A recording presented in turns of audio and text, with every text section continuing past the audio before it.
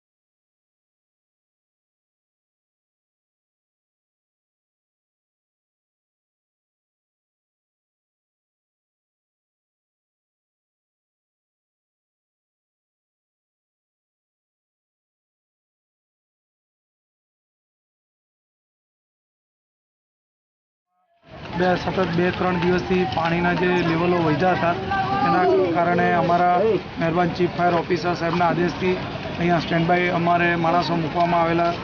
અત્યારે પાણી બિલકુલ ઉતરી ગયા છે અને આપ જોઈ શકો છો પાણીના લેવલ 5.40 કરતાં પણ નીચે ચાલી ગયું છે ને અમારા ફાયરની ટીમે સતત એક સરખી રાઉન્ડ ધી ક્લોક અત્રે પબ્લિકની જાનમાલ માટે રક્ષા માટે ફરજ બજાવી છે અને કોઈ બનાવ બન્યો નથી। ફક્ત પાણીના લેવલ વધતા સહી સલામત લોકો આવ જાવ કરી શકે એ માટે અમે રસ્તાઓ બંધાઈ દીધેલા હતા। એ સિવાય કોઈ અનિચ્છ બનાવ નહીં બને એના માટે સુરત ફાયરની ટીમ ખડે પગે સ્ટેન્ડ બાય હાલતમાં અહીંયા ધ્યાન રાખતી હતી।